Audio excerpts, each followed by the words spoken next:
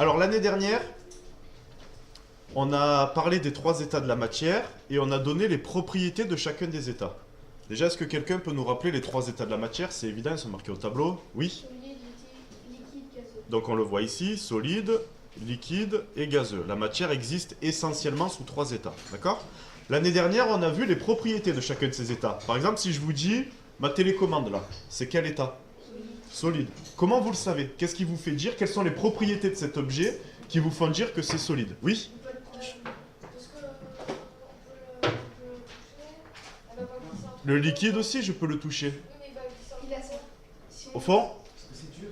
Non, on n'a pas dit ça, c'est pas assez précis parce que c'est dur. Oui? On peut la prendre en main. Non. Je pourrais prendre une goutte d'eau, quelques gouttes d'eau que je mettrais dans ma main. Ben, j'aurais du liquide dans ma main. Ah oui, c'est parce qu'il ne s'adapte pas à la forme de là où on le met, il ne prend pas la même forme. Voilà. Il prend pas la forme du récipient qui le contient. On dit qu'il a une forme, comment on avait dit? Propre. Il a une forme propre, d'accord? Les solides, en fait, comme ici, ils ont une forme propre. Les liquides, qu'est-ce qui caractérise les liquides? Oui. Si on les met dans un bol, ben, ils vont prendre la forme du bol. Ils vont prendre la forme du récipient qui le contient. Et il fallait rajouter quelque chose. Parce qu'imaginez que je mette du sucre en poudre ou du café moulu dans un récipient, ça va prendre la forme aussi. Ça disparaît. Non, Ça se dit. non. Il fallait parler de la surface du liquide. Comment elle est toujours la surface Elle d'un est liquide? toujours plate. Plane, on avait dit. Et est-ce que je peux incliner, est-ce que je peux faire une pente par rapport avec la surface d'un liquide? Est-ce que je peux incliner la surface d'un liquide? Oui. Si je penche le récipient, même si je penche le récipient, la surface, elle va être toujours comment? Plate.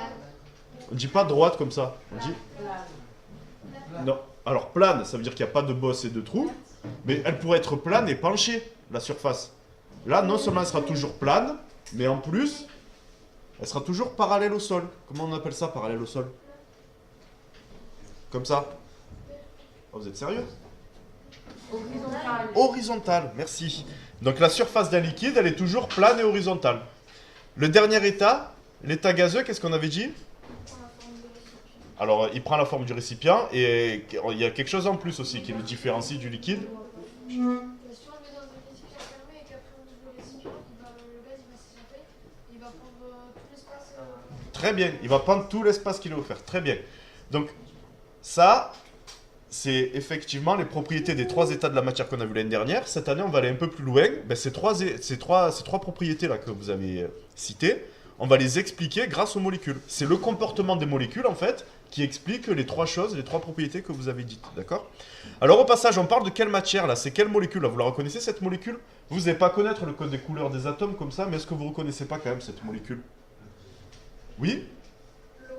Comment vous le savez que c'est la molécule d'eau? Il y a un rouge et 2 petits blancs. Voilà, le rouge c'est l'oxygène et les 2 petits blancs c'est l'hydrogène. Donc là vous avez plein de molécules d'eau. Juste pour que ce soit clair pour tout le monde, dans l'état gazeux ici là, là où j'ai le moins de molécules, comme ça, on a combien de molécules d'eau ici là? 4. Donc c'est ça, vous avez bien compris. C'est quoi une molécule? Et qu'on parle de la molécule d'eau.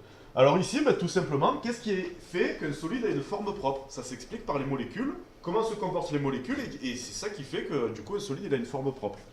On fait un peu tourner la parole? Vous essayez? Pourquoi le solide a une forme propre? Comment se comportent les molécules dans le solide? Allez-y. Non? Elles sont fixes, donc elles ne bougent pas, elles sont immobiles, et les unes par rapport aux autres, oui, elles sont liées entre elles. Elles sont liées entre elles et immobiles. Et ben c'est ça qui fait qu'un solide il a une forme propre. Comme les atomes, les molécules pardon, sont collées les unes aux autres, et elles sont fixes, ben c'est pour ça qu'un solide garde sa forme, d'accord?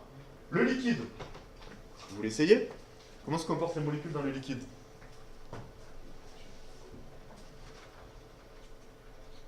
Mademoiselle.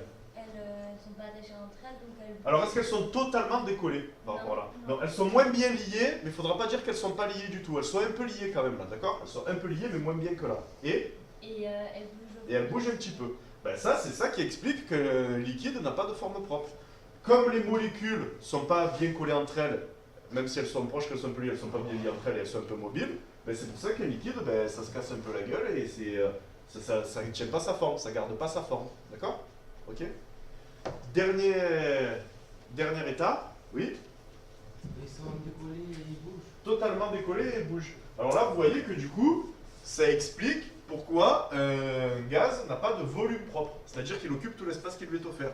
Comme les molécules sont totalement détachées, elles bougent dans tous les sens, Si je fais une ouverture quelque part, si par exemple ici j'enlève le bouchon, si là j'enlève le bouchon, là, je fais une ouverture quelque part, eh bien statistiquement, à un moment donné, il y aura forcément des molécules qui vont trouver un passage et qui va partir, comme elles bougent dans tous les sens, d'accord? Voilà. Ben, c'est pareil, si vous parfumez une pièce, après vous ouvrez la fenêtre, statistiquement, les molécules elles bougent dans tous les sens, au bout d'un moment elles vont forcément trouver le chemin pour sortir dehors.